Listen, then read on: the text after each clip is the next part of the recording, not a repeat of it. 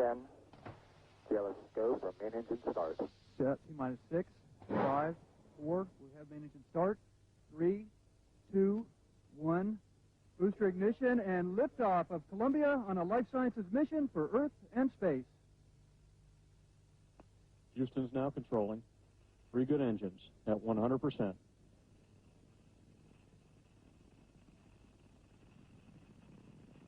Altitude 115,000 feet, downrange distance 18 nautical miles. Altitude now 222,000 feet, downrange 48 nautical miles.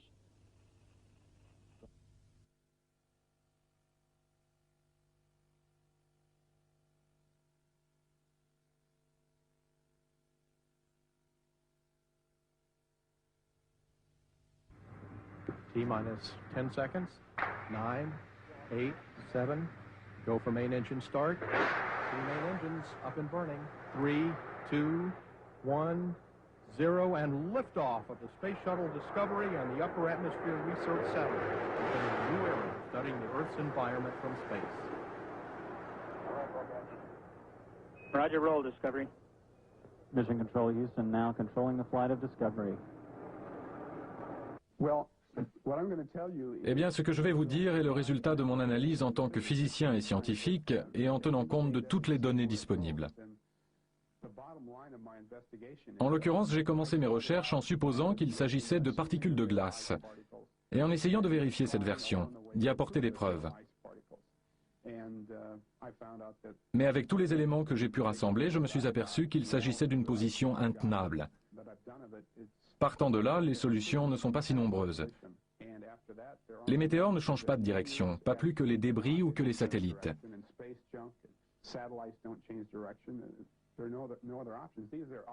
Les objets sont clairement au-dessus de la zone d'ionisation. Ils bougent dans l'espace.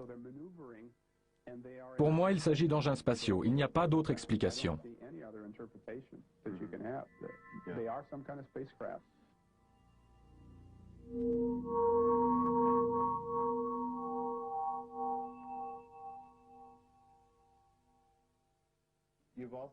Vous avez, je crois, analysé le film de la mission NASA STS-48.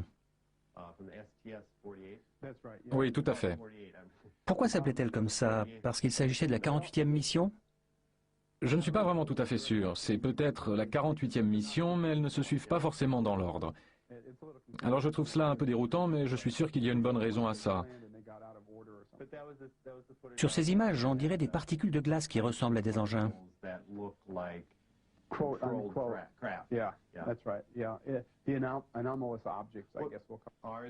Est-ce qu'il s'agit d'engins contrôlés par une intelligence? Eh bien, ce que je vais vous dire est le résultat de mon analyse en tant que physicien et scientifique et en tenant compte de toutes les données disponibles. En l'occurrence, j'ai commencé mes recherches en supposant qu'il s'agissait de particules de glace et en essayant de vérifier cette version, d'y apporter des preuves. Mais avec tous les éléments que j'ai pu rassembler, je me suis aperçu qu'il s'agissait d'une position intenable. J'ai 4 preuves différentes qui sont pour moi concluantes, qui montrent que ces objets ne sont pas des particules de glace. Et donc je trouve assez dur de défendre cette position quand on va au fond du problème et qu'on analyse les choses scientifiquement et avec des calculs. Bien sûr qu'on peut parler d'un point de vue général et qualitatif de leur aspect, et peut-être que ce sont des particules de glace, et on a vu dans le passé des particules de glace et toutes sortes de choses. Mais quand on se met vraiment à aligner des chiffres, moi, je ne peux en aucun cas l'affirmer. Si j'étais un scientifique de la NASA et qu'on me confie cette tâche de prouver que ces objets sont des particules de glace, je serais obligé d'aller trouver mes supérieurs et je dirais « c'est absolument impossible, j'ai échoué, je ne peux pas le faire ». Et les éléments dont je dispose laissent fortement penser que cela ne peut pas être des particules de glace. Et s'il ne s'agit pas de particules de glace, alors quelles sont vos conclusions? Ça ne laisse pas énormément de possibilités. Quelqu'un a dit que ce sont de minuscules poussières.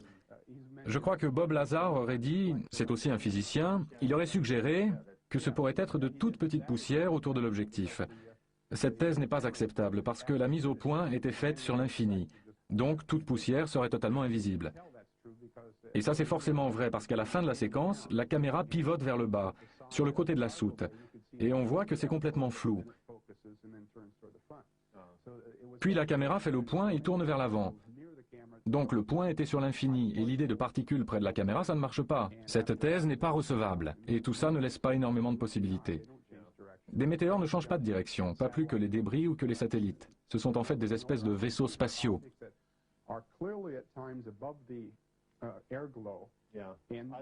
En dehors de l'atmosphère? Au-dessus de l'atmosphère? Certains des objets sont des engins, on peut les voir se détacher sur le fond noir. On peut voir la Terre et la zone d'ionisation. On peut voir les engins évoluer dans l'espace. Ce sont des engins extraterrestres. Il n'y a pas d'autre explication. Mais des particules de glace ne pourraient-elles pas être poussées par les fusées de la navette? Des particules de glace, on pourrait en prélever, vous comprenez, elles seraient toutes proches, car elles seraient dans un vide autour de la navette. Mais à ce moment-là, quand les propulseurs se mettent en marche, elles seraient poussées par les gaz d'échappement. Ça, c'est le scénario proposé par 4 scientifiques de la NASA. C'est une explication possible si l'analyse tient. Si elles sont loin de la navette et de l'atmosphère, alors il n'y a absolument aucun moyen de les manœuvrer, à moins qu'il n'y ait une espèce de vaisseau spatial, dirigé soit par quelqu'un de l'intérieur, soit à distance. On ne peut pas le savoir. Mais une fois qu'on a prouvé que ce ne sont pas des particules de glace, il n'y a plus énormément de possibilités. Ce sont forcément des vaisseaux spatiaux. Venons-en maintenant à vos travaux spécifiques sur ces images. D'accord. Récemment, j'ai travaillé sur le vol de la navette et sur cet enregistrement dont vous avez parlé. Nous avons quelque peu évoqué les circonstances. On m'avait transmis une copie des images, mais peut-être qu'un peu plus d'infos sur les circonstances serait utile. Je suis passé à l'émission Sightings, comme je vous l'ai dit. Et après l'émission, j'ai été contacté par des gens dans tout le pays pour des raisons diverses. Un certain Michael Mucker-Heide, physicien spécialiste des lasers, qui dirige un laboratoire de laser dans un hôpital, l'hôpital Sainte-Marie de Milwaukee, m'a appelé et m'a fait rencontrer le professeur Darrell Seeley, professeur de physique et chimie à la Milwaukee School of Engineering et physicien spécialiste des lasers. Et lui, à son tour, m'a fait rencontrer un groupe de microbiologie de l'université de Milwaukee, Wisconsin. Vous vous demandez peut-être ce que la microbiologie a à voir avec le film de la navette. Eh bien, ils ont accès à des logiciels qu'on ne trouve pas dans le commerce et dont ils se servent pour analyser des vidéos de toutes petites minuscules créatures qui se baladent dans le lac Michigan. C'est l'idéal pour ces petites particules, parce qu'on peut procéder image par image, avec une grille qu'on pose sur l'écran, de sorte qu'on peut localiser l'objet, cliquer sur la souris et avancer d'un trentième de seconde. On retrouve l'objet, on clique et on peut ainsi suivre la trace de l'objet. Finalement, on obtient des données qui permettent de faire un graphique. Et ensuite, je ne sais pas si vous voulez tous les détails techniques, mais c'est ce que nous avons dû faire. On prend un dérivatif numérique et on obtient un graphique vitesse-temps.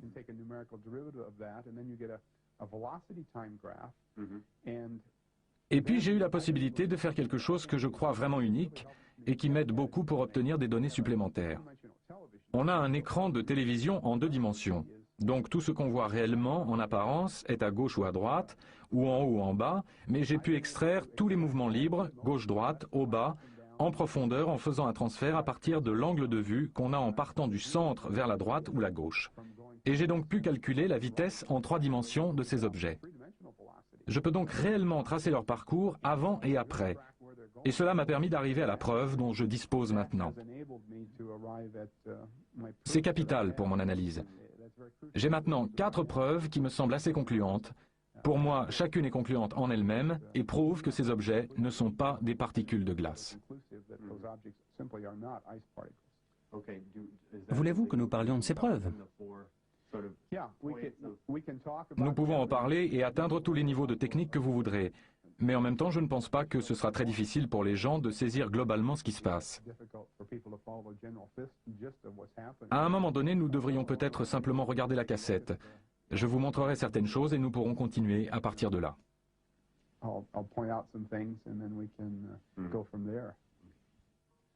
Voilà ce que nous cherchons quand nous regardons simplement la vidéo. Ici, il y a une ligne qui est en fait la zone d'ionisation. On pourrait la confondre avec l'horizon, mais elle est en fait entre 60 et 90 km au-dessus de l'horizon. L'horizon, ce sera une très légère ligne qui apparaît juste à cet endroit. Alors, il y a plusieurs objets qui nous intéressent. Il y en a 2 là en bas qui ne sont pas grand-chose. Ils descendent et j'ai fait une croix à l'endroit où le flash se produit. Celui-ci continue simplement. Celui-ci continue. Celui-là remonte d'un coup et flotte vaguement avant de disparaître. Donc, il n'a rien de très significatif pour ce qui nous intéresse. Nous avons un objet lent qui dérive très lentement, puis il y a le flash, et il remonte vers le haut et à gauche. Nous avons un objet rapide qui s'introduit ici dans l'ensemble, et au moment du flash, il réagit en allant vers le haut et à gauche, comme si vous voulez bien laisser votre imagination vagabonder, comme s'il voulait rencontrer celui-là qui remonte. Et ça, c'est bien sûr l'objet qui nous intéresse principalement. Il apparaît au-dessous de l'horizon, de ce côté-ci de la Terre. Donc malheureusement, nous ne pouvons pas le placer sur l'horizon. Et puis il remonte et au flash, il réagit en allant vivement en haut vers la droite, là. 3 secondes plus tard, on voit une traînée qui se déplace à l'endroit où il était. Une deuxième traînée peu après, qui se déplace dans la région où était l'objet lent et l'objet rapide. Et puis ceci, que j'appelle le deuxième objet, se déplace lentement vers le haut pendant un bon moment lors du flash, puis réagit en allant vers le haut et à droite. C'est donc à tout cela qu'il faudra faire attention quand nous regarderons la cassette. Okay, ready? Yeah. All right.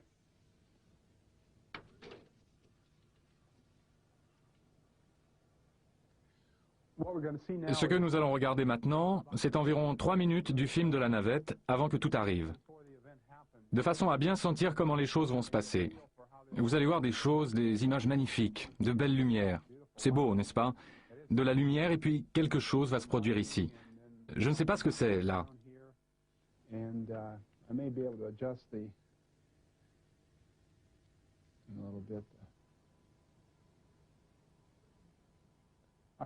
Voilà approximativement la zone où tout s'est déroulé. On dirait une ville ou quelque chose comme ça.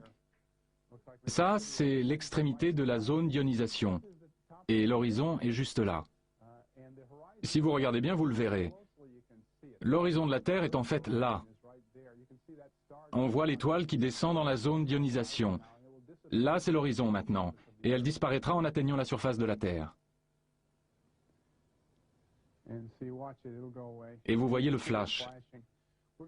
Nous allons regarder les événements comme ils se produisent, puis nous regarderons encore 1 minute, et ensuite la caméra fera un panoramique vers le bas. Nous verrons le côté de la navette, puis elle zoomera vers l'avant. C'est comme ça que j'ai pu localiser la caméra, savoir quelle caméra était en service. Là, nous avons un peu de son.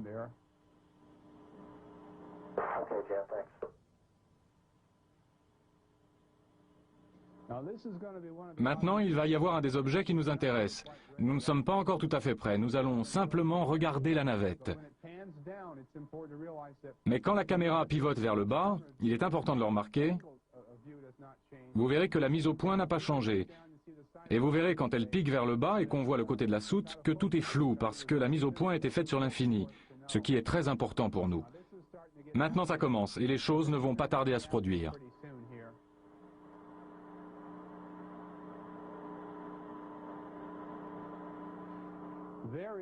Voilà l'objet numéro 2 qui remonte et qui passe comme ça. Ça, c'est quelque chose que nous devons observer. Il surgit un peu plus tôt. Il y a encore un drôle d'objet là en bas. Mais vous remarquerez que celui-là ne fait que grimper doucement, ici. Et vous en verrez quelques autres qui dérivent là-bas.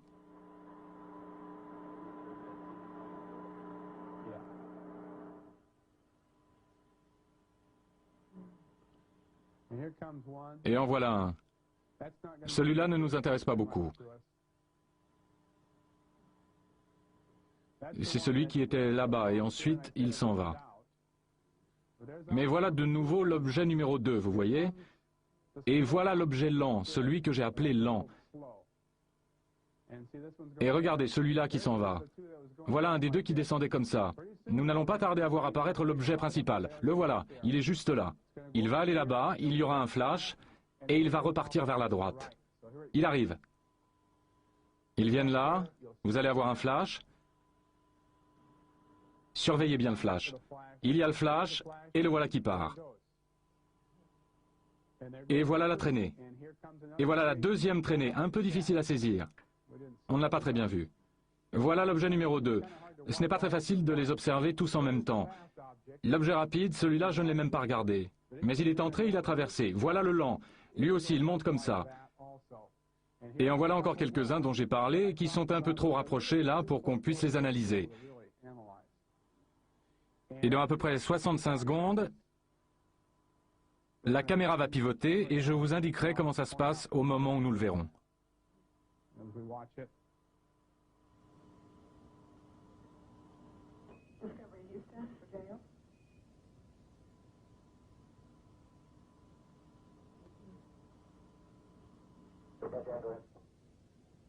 Morning, JL. We predict the maneuver to the supply water dump attitude will take about 15 minutes, and in order to start the dump on time, we'd like you to do that maneuver now. We need it to prevent contamination. La caméra est partie. Ces 3 objets, regardez-les bien. Ils ne s'éloignent pas du tout les uns des autres. Ils vont rester plus ou moins au même niveau. Ce qui nous indique que l'angle de vue de la caméra ne change pas. Et ils remontent tout en haut là, en restant toujours à la même distance les uns des autres. Les drôles de bestioles. On va en apercevoir encore un là, et puis on verra la soute. Notez bien qu'elle est floue. C'est important, parce que ça veut dire que ça ne pouvait pas être des poussières. Pour l'instant, c'est flou, et après, ils vont faire la mise au point. Voilà, ça devient net. Donc, des petites poussières devant la caméra, ça ne marche pas. Maintenant, on va avoir un panoramique, et vous remarquerez que l'angle de vue ne change pas du tout. Il va y avoir le panoramique, et vous verrez l'avant de la navette. C'est comme ça que j'ai pu déterminer l'emplacement de la caméra. Et j'ai pu également calculer l'angle. Le nez de la navette est devant. Ça, c'est l'avant de la soute. Vous le verrez un peu mieux dans quelques secondes. Et vous allez avoir une belle image dans une seconde. Le voilà. Voilà l'avant de la soute. Et nous sommes de nouveau là du côté droit. Et c'est là qu'est la caméra. Nous allons regarder à nouveau le moment essentiel plusieurs fois. Voilà l'objet principal qui monte. Cette fois, regardez bien celui-là. Celui-là file vers le haut. Mais regardez comment celui-là réagit au flash. Et il va remonter comme ça, très vivement, en passant tout près du flash. Flash, et il est parti. Traînée. Deuxième traînée. Vous la voyez? Voilà la deuxième traînée, là. Difficile à voir, mais elle y est. Voilà le rapide, voilà le lent. Et nous les regarderons grossir à l'ordinateur dans un instant. Mais on va revoir ça encore une fois. C'est parti, la même chose. Voilà le numéro 2, et voilà celui-là, là. Voilà le principal. Voilà le lent. Vous allez voir le rapide arriver et repartir en flèche. Et le principal va de nouveau laisser sa traînée. Voilà le lent et le rapide. Le voilà. Tout petit bout de rien qui entre de ce côté, flash, et le voilà qui monte. Et voilà la deuxième traînée ici. Maintenant, nous allons voir cette partie-là grossie à l'ordinateur. Et nous allons remarquer des particularités assez curieuses. Les bips du côté droit. Il y a des bips continus, ou bien des impulsions lumineuses. Ça, c'est l'objet lent. Et voilà le rapide. Il ne bip pas vraiment. Il va arriver, celui-ci bip et celui-là bip. Le voilà flash et il remonte. Et celui-là monte.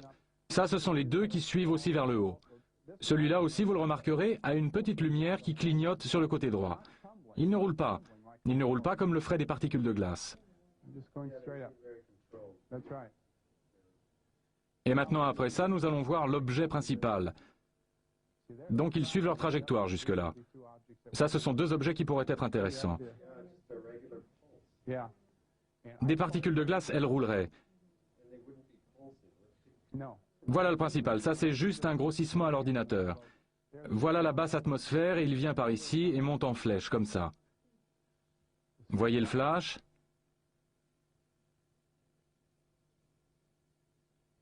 Il part et il sort. Voilà la traînée. Ça traverse là et ça sort clairement là.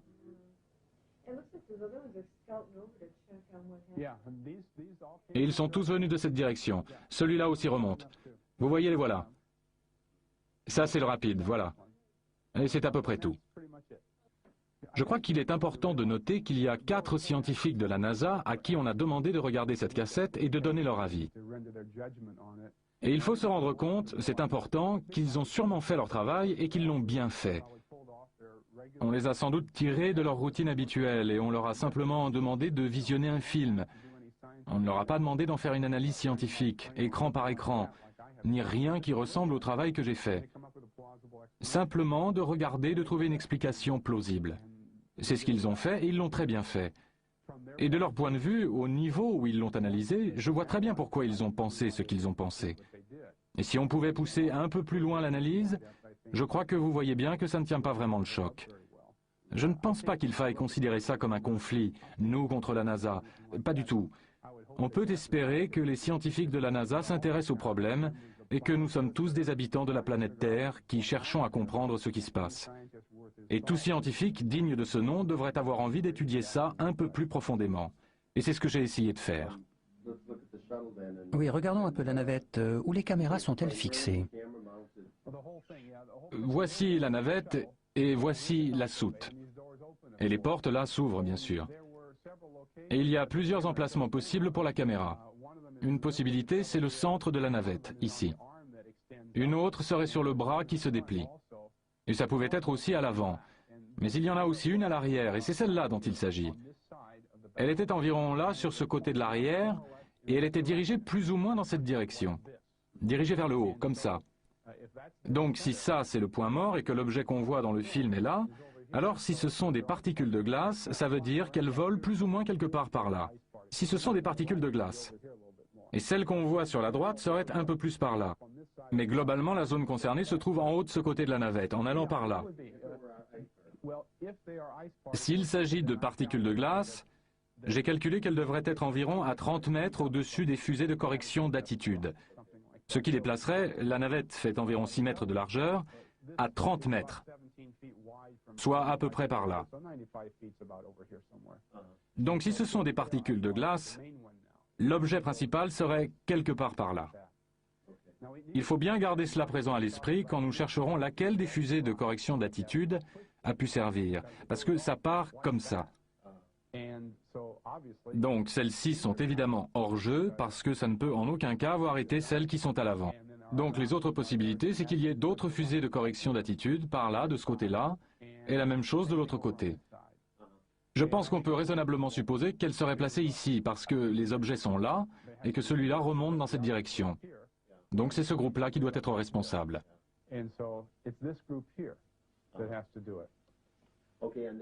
Les fusées vont toutes dans la même direction. Elles semblent toutes situées à l'arrière. Ces trois-là montent comme ça. D'autres vont au-dessus, d'autres en arrière et d'autres en bas. Il y a deux sortes de fusées de correction d'attitude sur une navette.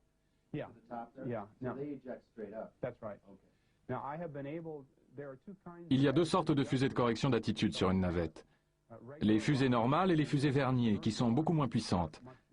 Les fusées normales ont une poussée d'environ 870 livres, et les Vernier ont une poussée d'environ 24 livres. Quand une fusée normale s'active, n'importe laquelle de ces fusées normales, la navette elle-même réagit en tournant d'un côté ou de l'autre. C'est à ça qu'elles servent.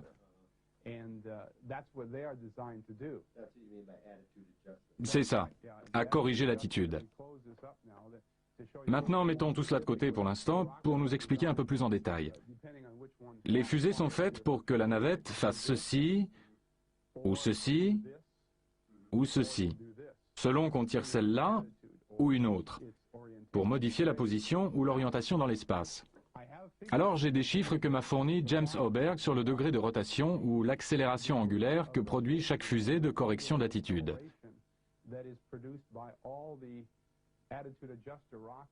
Et il se trouve, simplement pour vous donner un peu plus d'informations, qu'il y a 38 fusées de forte puissance et 6 fusées Vernier. Nous en avons déjà laissé 14, plus 2 là, nous avons déjà éliminé celle-là. Mais de chaque côté, il y a encore 12 normales et 2 Vernier ici et ici. Et je sais dans quelle direction celle-là s'active. Mais si on considère l'accélération produite par les fusées de correction d'attitude normale, et vu que le film continue 65 secondes après que l'objet est remonté en flèche, on peut calculer de combien de degrés l'image aurait dû tourner. Et il se trouve qu'il aurait dû y avoir une rotation de 6 degrés environ, ce qui serait nettement visible dans l'image de la navette. Comme il n'y a aucune rotation de l'image, cela élimine les 24 fusées principales, et ça ne laisse que 2 Vernier ici et 2 Vernier là. Il faut que je vous montre les images pour vous faire voir à quel point l'image aurait changé du fait de cette rotation. Je vais vous la montrer. Voici un schéma simplifié, sans les objets secondaires. Voici notre objet principal qui arrive. Voilà le flash et il file dans cette direction. Et voilà le numéro 2 dont nous avons parlé, qui arrive et qui file aussi vers le haut, comme ça. Ça, c'est l'extrémité de la zone d'ionisation. L'horizon est là, mais ce qu'on voit, et qui ressemble à l'horizon sur les images, est en fait le haut de la zone d'ionisation.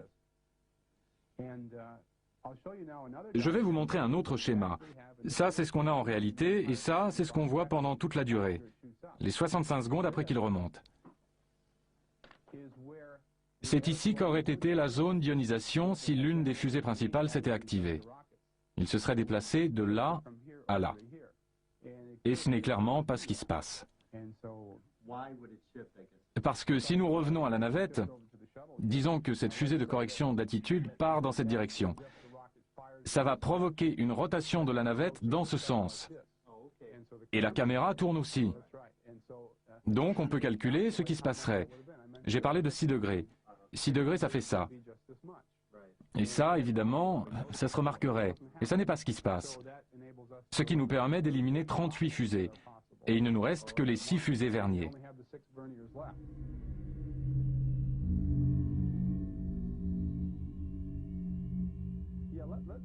Laissez-moi vous expliquer un peu comment on peut obtenir les 3 composantes de la vitesse, gauche, droite, haut, bas et profondeur, à partir d'un écran de télévision plat.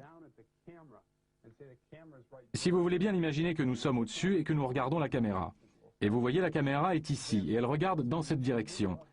Donc le milieu de l'image caméra se situe sur cette ligne. Et quand on regarde dans la caméra, on peut tirer un trait là. C'est là que se trouverait l'écran de télévision. Et quand on regarde dans cette direction, la gauche et la droite sont vraiment à gauche et à droite. Mais regardez ce qui se passe, et c'est là l'idée clé. Regardez ce qui se passe quand on regarde par là, sur l'écran, et l'image qu'on est en train de prendre. On regarde dans cette direction, et la gauche et la droite deviennent comme ça. Et remarquez que la gauche et la droite comprennent maintenant une partie de la profondeur, la 3e dimension. Et en conséquence, cette information est captée sur le film. Donc, s'il existe un moyen d'extraire cette information du film et de la quantifier, alors on peut obtenir le mouvement en profondeur, en largeur et en hauteur. Je peux aussi faire la même chose en partant des côtés, mais le raisonnement est similaire. Donc, tenons-nous-en là. Ce que je veux dire, c'est que même si l'écran est plat, parce que la gauche et la droite, vues sous cet angle, prennent de la profondeur, cette information existe dans le film. Donc, on peut en tirer toutes les dimensions. Si ce genre de choses vous intéresse, ce que je viens de vous décrire avec des mots, c'est que lorsque nous regardons avec la caméra, nous regardons en coordonnées sphériques. Et nous pouvons ensuite traduire les coordonnées sphériques en coordonnées cartésiennes. Et c'est comme ça que nous obtenons la 3e dimension. Ce sont ces formules qui interviennent là pour la gauche et la droite. Pour la caméra de télévision, l'équation est celle-ci. C'est ce que nous voyons et cela contient les 2 composantes. Là, c'est pour la hauteur, c'est la même chose. Je ne sais pas s'il faut vraiment que nous entrions dans le détail de ce que ces équations veulent dire, mais cela montre comment on peut faire la traduction et obtenir les 3. Vous voyez, là, il y a le X, Vx, Vy et Vz. Donc si on résout toutes ces équations, on obtient les 3 composantes. Et c'est comme ça que ça marche. Et ça vous permet de décrire le mouvement de l'objet en 3 dimensions. Exactement. On n'est plus limité à un écran plat. On sait exactement où vont les choses dans l'espace. C'est ça qui en fait résume ce que j'ai réussi à faire.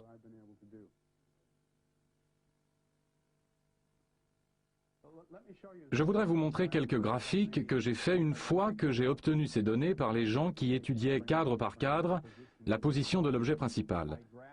J'ai fait un graphique des positions gauche et droite de l'objet principal en fonction du temps, et voici ce que j'ai obtenu. Ceci est un graphique à grande échelle de ce que je vous montrerai en gros plan dans un instant. Mais il y a plusieurs caractéristiques que nous pouvons remarquer ici, et que nous verrons de plus près dans une minute. Vous voyez cette toute petite queue ici, ça ne ressemble pas à grand-chose, mais quand on s'approche et qu'on commence à la voir, c'est assez prononcé pour être significatif. Mais le fait que ceci descende et aille vers la droite signifie que l'objet principal sur l'écran se déplace vers votre gauche, comme vous l'avez vu dans la vidéo. Et si ceci va en haut et à droite, ça veut dire que cela fait marche arrière, et que cela repart en arrière et sur la droite sur l'écran. Et si nous voulons croire que cette chose est une particule de glace, si nous regardons ce graphique, nous sommes face à un très gros problème. Ce que fait l'objet sur cette ligne ne monte ni ne descend, ce qui veut dire qu'il s'est arrêté net sur sa trajectoire, et qu'il s'est arrêté pendant une bonne demi-seconde. On peut se poser la question de savoir quand le flash a eu lieu. Quelque part par là, bien sûr. Donc, si on a le scénario flash, puis les gaz d'échappement, et puis la particule de glace qui se déplace, alors il faut nécessairement une séquence en 3 temps. Il faut qu'il y ait d'abord le flash, puis un certain laps de temps, et puis l'objet doit soit s'arrêter, soit accélérer dans la direction opposée. Il ne peut pas s'arrêter avant le flash. D'accord? Vous dites qu'il s'arrête net. Il s'arrête net dans l'espace pendant une demi-seconde. Et s'il n'y a pas d'explication rationnelle pour cela, un engin ne pourrait-il pas faire cela? Oui, si c'est un vaisseau spatial, il pourrait bien sûr actionner les freins. Mais si c'est une particule de glace, on a un vrai problème. Regardons d'un peu plus près. J'ai marqué là l'endroit où le flash se produit. Et il y a aussi un flash avant qui est un peu dur à voir sur le film original quand on le regarde simplement. Mais les gens de Milwaukee l'ont tiré pour moi. Il y a eu un minuscule flash avant et ensuite le flash lui-même. Et les deux n'ont pas la même durée. Ce sont des données brutes, pas du tout traitées. Voilà l'arrêt, juste là. Le flash d'avant a eu lieu en fait au moment où l'objet bouge vers la gauche. Alors on se demande à quoi rime cette thèse des particules de glace si le pré-flash a arrêté l'objet et qu'il est resté planté là. Donc c'est une fusée qui fait un flash et qui l'arrête. Et après on a le vrai flash qui va ensuite le pousser. Eh bien, premièrement, ce serait une coïncidence extraordinaire que le pré-flash le pousse juste assez pour l'arrêter. Ça pourrait peut-être le ralentir ou le pousser dans l'autre sens. Mais si cela se produisait, ce serait vraiment une coïncidence extraordinaire. Mais de plus, en utilisant l'analyse que je vous ai expliquée auparavant, en extrayant les 3 composantes de vitesse, j'ai trouvé dans quelle direction l'objet allait avant le flash.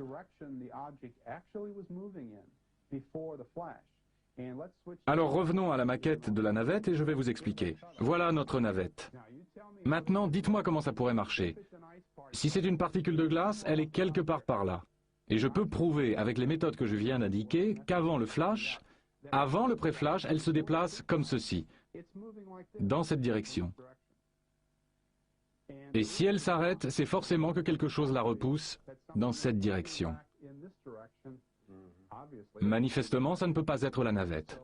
Donc, l'explication par le pré-flash ne fonctionne pas. La raison pour laquelle cet objet s'arrête n'est pas due à l'une des fusées de correction d'attitude.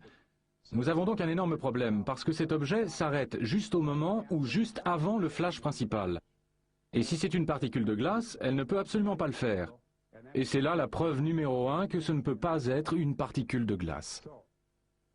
Donc, si nous ignorons ça et que nous continuons, on ne peut pas vraiment faire ça, mais enfin. Alors, nous pouvons analyser le deuxième objet, et je crois que je vais laisser ce graphique et revenir à l'image originale.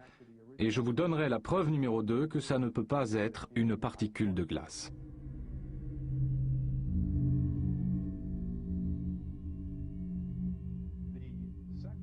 La deuxième preuve est sans doute le mieux illustrée par une analogie. Imaginez un instant qu'il y a là une graine de pissenlit qui flotte par là et que je souffle dessus. Si je souffle dessus, elle va directement s'éloigner de ma bouche.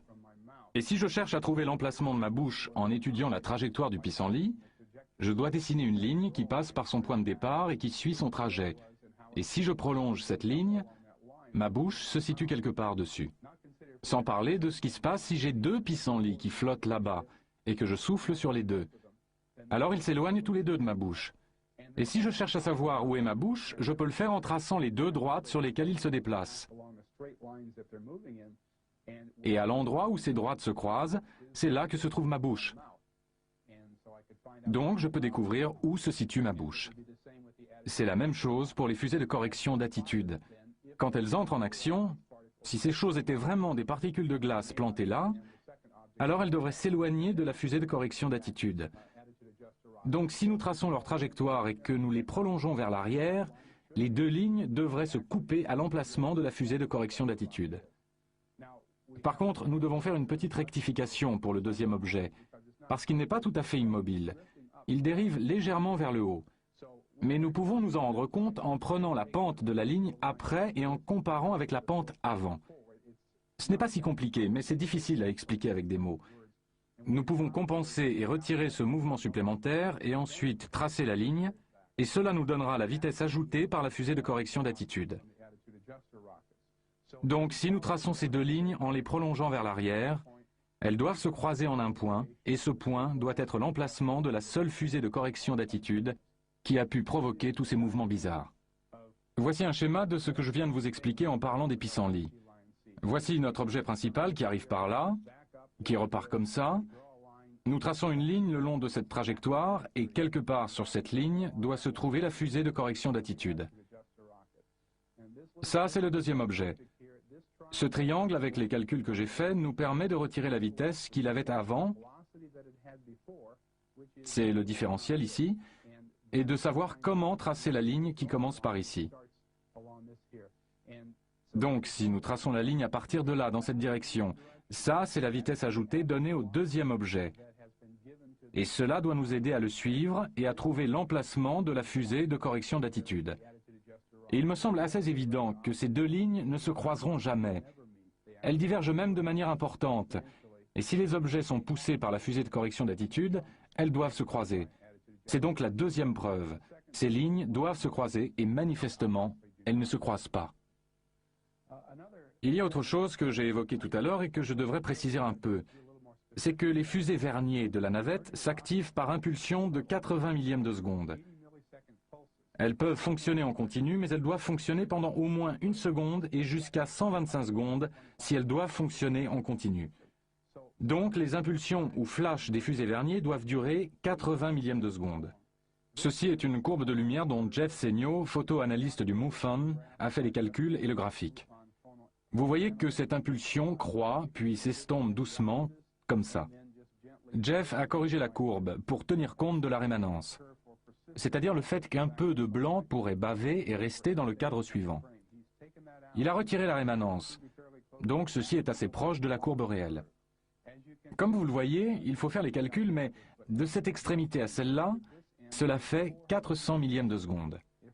Si nous prolongeons celle-là, si nous l'étirons, l'impulsion dure 400 millièmes de seconde, pas 80 millièmes de seconde. Et ce n'est pas comme ça sur la navette. Les impulsions des fusées verniers sont de 80 millièmes de seconde. 80 millièmes de seconde, ça fait à peu près ça. Donc ça devrait monter et redescendre en à peu près ce laps de temps. Et ce n'est manifestement pas le cas. Je ne sais pas si je peux élever cela au rang de preuve à part entière. J'ai parlé tout à l'heure de 4 preuves. J'aurais dû dire que j'en ai 5. Ce qu'on choisit d'appeler preuve est un peu arbitraire, et ça pourrait presque être une preuve en soi. Cette impulsion est presque 5 fois trop longue. La navette ne se propulse pas en impulsion de 400 millièmes de seconde. Le pré-flash aussi dure environ 150 millièmes de seconde, ce qui est 2 fois trop long. Et ça, c'est un autre problème. Là non plus, quelque chose ne colle pas.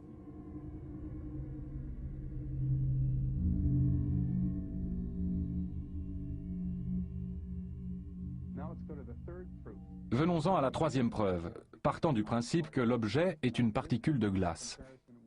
On part d'une comparaison entre la vitesse réelle, calculée à partir du film en mètres par seconde, et ce qui devrait être sa vitesse s'il était tiré par les gaz d'échappement de la fusée de correction d'attitude. Cela implique ce qu'on appelle la force de traînée, et ça fonctionne à peu près comme ça. On prend un objet posé là, et puis il y a l'échappement. Supposons que l'objet est très gros et ne va même pas réagir. Alors l'échappement se produit et passe de part et d'autre et l'objet ne bouge pas du tout. Le temps que l'objet met à ressentir l'échappement, c'est le temps qu'il faut au gaz d'échappement pour le dépasser. Mais si l'objet est à peine plus petit et que l'échappement est un tout petit peu plus fort, alors en l'atteignant, l'objet va l'entraîner un peu avec lui. Et alors il faudra un peu plus de temps pour que les gaz d'échappement passent. Et ceci continue avec la vitesse constante. Donc l'objet sera tiré et précipité par les gaz d'échappement, tandis que les gaz d'échappement passent. Maintenant, on peut calculer en théorie, faire le rapport entre le temps pendant lequel l'objet est dans les gaz d'échappement et le temps qu'il faudrait au gaz d'échappement pour dépasser un objet qui ne bouge pas. On prend ce rapport et avec ce rapport, on peut calculer quelle doit être la vitesse de l'objet par rapport au gaz d'échappement quand ils finissent par le dépasser. Et si on regarde les chiffres, l'objet du film accélère pendant 1,7 secondes. La durée de l'échappement est de 0,4 secondes, ou 4 millièmes de seconde. On met tout ça en équation et il se trouve que l'objet devrait aller à environ 98% de la vitesse de l'échappement de la fusée Vernier. Je crois avoir mentionné tout à l'heure que cela fait environ 2700 mètres par seconde. La vitesse réelle de la vernie à cet angle se situerait sans doute aux alentours de 2800 mètres par seconde, ce qui place la vitesse de la particule de glace à environ 2750 mètres par seconde, parce qu'elle accélère pendant cette durée. Nous pouvons le calculer à partir des chiffres que nous avons vus sur la vidéo. Les particules de glace devraient se déplacer à environ 2750 mètres par seconde, soit approximativement 10 000 km/h. Maintenant, voyons comment nous allons calculer la vitesse réelle de la particule de glace. Nous avons la vitesse. Il y a 3 composantes, comme nous l'avons vu. Mais la vitesse n'est exprimée qu'en pixels, ou en petits points sur l'écran par seconde, pas en mètres par seconde. Alors voici comment nous situons l'objet. La caméra est là. En la mettant à peu près comme ça, l'objet est à peu près par là. Disons qu'il y a une ligne entre la caméra et l'objet. Et nous ne savons pas où est l'objet. Il pourrait se trouver n'importe où entre la caméra et l'horizon. Donc, quelque part sur cette ligne. Quelque part. Alors, pour déterminer l'endroit où il doit être, s'il s'agit d'une particule de glace, on prend la direction de la vitesse qu'on a trouvée et on vise à partir de la fusée de correction d'attitude, parce que si c'est la fusée qui pousse l'objet, elle doit bien le pousser dans la direction où il va. Voici donc la deuxième ligne. Il y a une ligne là et une ligne là. L'objet se trouve là où les lignes se croisent, ou se croisent presque. C'est comme ça que j'ai découvert où l'objet doit être si c'est une particule de glace. Et il est à peu près juste là, quelque part. Et donc c'est là qu'il est. Une fois qu'on l'a placé là, on peut traduire les pixels par seconde, en mètres par seconde, et savoir réellement à quelle vitesse il va. Alors il y a 2 manières de calculer la vitesse réelle de l'échappement de la fusée. Premièrement, nous savons que l'objet commence à être poussé ou à accélérer à un moment donné. Nous savons quand le flash a lieu. C'est un intervalle de temps. Nous connaissons maintenant la distance entre la fusée et le point. Donc voilà la distance. Comment calcule-t-on la vitesse? On divise la distance par le temps. Si vous parcourez 160 km en 2 heures, quelle est votre vitesse moyenne? C'est 100 divisé par 2, soit 80 km par heure. Donc en divisant la distance par le temps que met l'objet à démarrer, on obtient la vitesse de l'échappement de la fusée. Donc, sachant à quel endroit ces lignes se croisent, nous pouvons entrer les chiffres. Et lorsque j'ai fait ça, j'ai trouvé que la vitesse de l'objet, si c'est une particule de glace, calculée à partir des données du film, devrait être d'environ 1,50 m par seconde. Et nous venons de voir qu'en fait, elle devrait être de 2800 mètres par seconde. Et ces chiffres sont tellement éloignés qu'ils ne sont même pas comparables, de 1,50 m à 2800 mètres. Donc nous avons là, je pense, une preuve très solide que l'objet en question, l'objet principal, ne peut pas être une particule de glace. C'est simplement une question d'ordre de grandeur. Il ne va pas assez vite.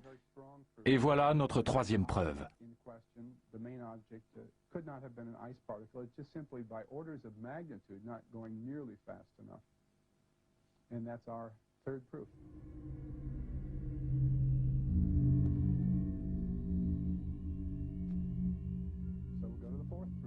Donc passons à la 4e preuve qui est un peu plus simple et un peu plus rapide. Il s'agit du calcul de la distance parcourue par les gaz d'échappement et du temps qu'il faut à la particule de glace pour réagir. On peut presque le faire de tête. Par exemple, si vous faites 160 km et qu'il vous faut 2 heures, la vitesse moyenne est de 80 km par heure, 160 divisé par 2. Ici, c'est la même chose. L'objet est quelque part par là. La fusée Vernier s'active. Et nous savons qu'il faut à peu près une demi-seconde avant que l'objet ne commence à accélérer. Si nous partons du principe que le flash provient d'une fusée Vernier qui s'active, alors les gaz d'échappement commencent à sortir au début du flash. L'objet attend encore une pleine demi-seconde avant de commencer à accélérer. Ce qui signifie qu'il a fallu une demi-seconde au gaz d'échappement pour arriver là. Et comme nous connaissons la distance à parcourir pour arriver là, la distance est d'environ 20 mètres. Je crois avoir dit tout à l'heure 30, mais en fait c'est plus près de 20. Nous avons donc 20 mètres divisé par une demi-seconde. Ça fait comme 160 km divisé par 2 heures. 20 mètres divisé par une demi-seconde, cela donne une vitesse de 40 mètres par seconde pour les gaz d'échappement. Alors ceci est faux en ce qui concerne les gaz d'échappement. Mais si nous supposons que c'est ce qui s'est passé, c'est-à-dire ce qu'on voit sur le film, alors l'objet doit nécessairement se déplacer à 98% de cette vitesse. Disons pour simplifier 40 mètres par seconde. De toute évidence, on est loin du mètre 50 par seconde que nous avons trouvé tout à l'heure. Donc voilà une quatrième preuve, plus simple que l'objet n'est pas une particule de glace. Et si nous résumions les preuves 3 et 4, j'ai encore quelque chose à vous montrer qui complète le tableau. La vitesse de la particule de glace, puisqu'elle accélère pendant 1,7 secondes, puisqu'elle accélère pendant tout ce temps, doit être d'environ 98% de la vitesse de l'échappement, donc 2800 mètres par seconde. C'est obligatoire. Si on prend la preuve numéro 4 et qu'on prend la distance divisée par le temps, elle va à 40 mètres par seconde. Si on prend les données réelles et la situation à partir de la direction de la vitesse après, et aussi la ligne jusqu'à l'horizon, elle va à 1,50 m par seconde. Ces trois chiffres devraient être identiques. Et comme ils ne le sont pas, je crois qu'on pourrait en faire 3 preuves. Je me contente de dire que nous avons 2 preuves. Encore une fois, tous ces chiffres devraient être identiques et ne le sont pas. Et donc cela ne cadre pas avec la théorie des particules de glace. Et cela résume les preuves 3 et 4.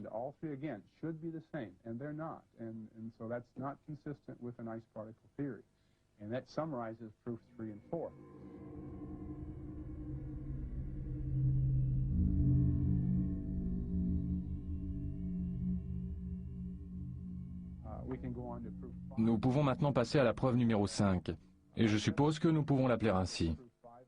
J'ai parlé tout à l'heure de 4 preuves, et que ce qu'on appelle une preuve est parfois un peu arbitraire. Mais nous pouvons probablement en faire une preuve à part entière. Si nous disons, d'accord, le mètre 50 par seconde, ça ne marche pas.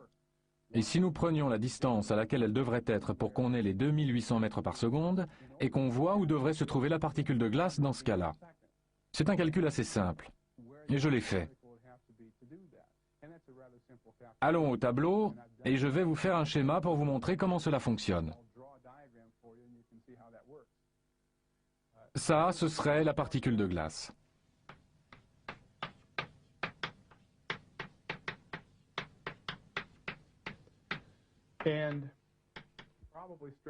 Permettez-moi de la mettre entre guillemets. La navette se trouverait alors là.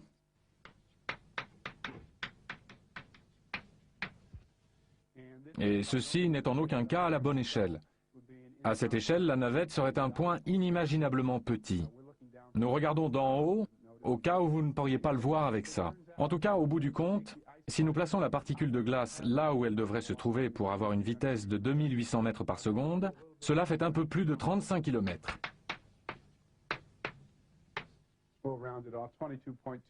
Et ce qu'il y a de pire, c'est qu'il est assez difficile d'imaginer comment on pourrait voir une particule de glace à cette distance, et encore moins comment elle a pu arriver là à partir de la navette. En tout cas, c'est là qu'il faudrait qu'elle soit pour avoir la bonne vitesse pour que ça fonctionne. Et le pire, souvenez-vous que nous savons dans quelle direction va l'objet après le flash, et cette direction c'est vers le haut, quelque chose comme ça. Et si on fait le tracé en sens inverse, on trouve que la fusée de correction d'attitude devrait se trouver ici, c'est-à-dire un peu moins de 24 km au-dessous de la navette.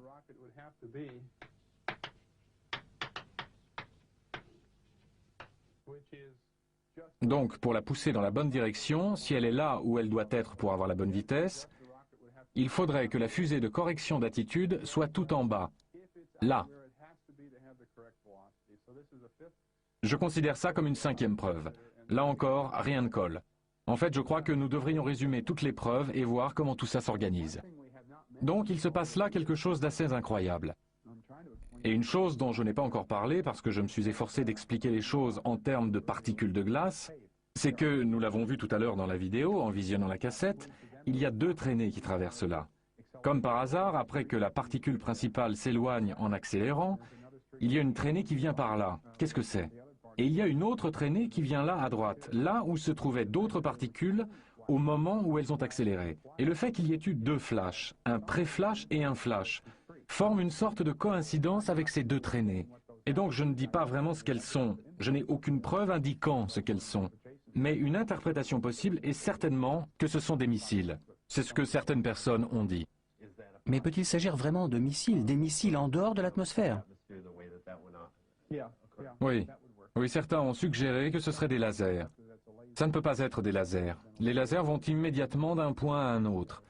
Donc on pourrait donner des interprétations intéressantes. Would a rocket appear like that, though? Well, it would have a contrail, I think. It could So have a that's contrail. probably what's being seen, not the rocket itself. Yeah, but that's right. Yeah, if that's the case. sure, that's right. So there are interesting interpretations that you can have. So there's no Il n'y a pas d'autre explication possible pour les traînées? Vous savez, je ne peux pas affirmer cela de façon définitive. Savez-vous si les spécialistes de la NASA ont commenté ce point? Les 4 scientifiques qui ont visionné ce film et qui ont dit que les objets étaient des particules de glace n'ont pas fait de commentaires sur les traînées. À mon avis, c'est un oubli étrange. À ce stade, nous pouvons tous donner une interprétation. Moi, mon propos, c'est que je me suis attaché à prouver d'une manière ou d'une autre que ces objets sont ou ne sont pas des particules de glace. Et je suis à peu près convaincu que ce ne peut pas être des particules de glace. Et cela jette un beau pavé dans la mare. Qu'allez-vous faire maintenant que vous avez collecté toutes ces données et que vous possédez un matériel de présentation très riche? Eh bien, je vais intervenir lors d'autres conférences, avec peut-être un peu plus de diffusion dans la mesure où les conférences sont en partie subventionnées par le Fonds pour la recherche sur les ovnis. Et je dois faire un rapport final et ils le diffuseront aussi. Oui, il y a quand même quelque chose qui m'intrigue dans tout ça. La NASA doit bien savoir quelque chose sur ces objets. Oui ou non? Ils doivent bien avoir une idée. Je voudrais clarifier. Nous ne faisons que spéculer, mais dans ce cadre-là, je vais spéculer si vous voulez.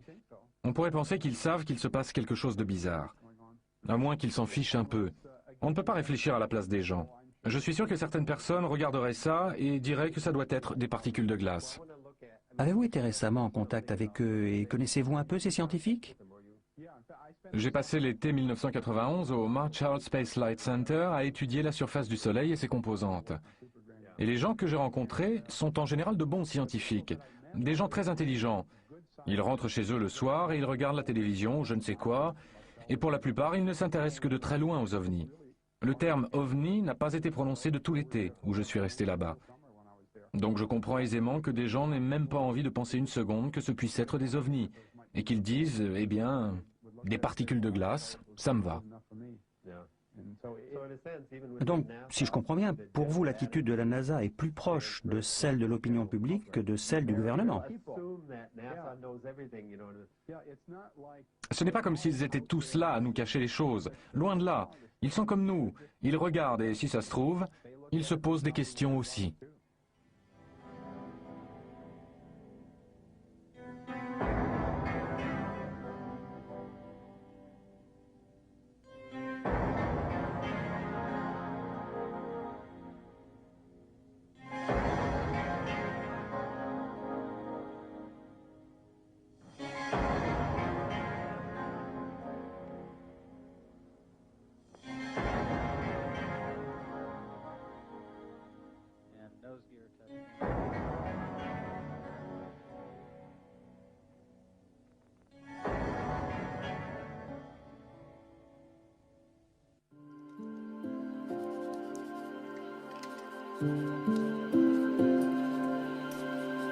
Thank you.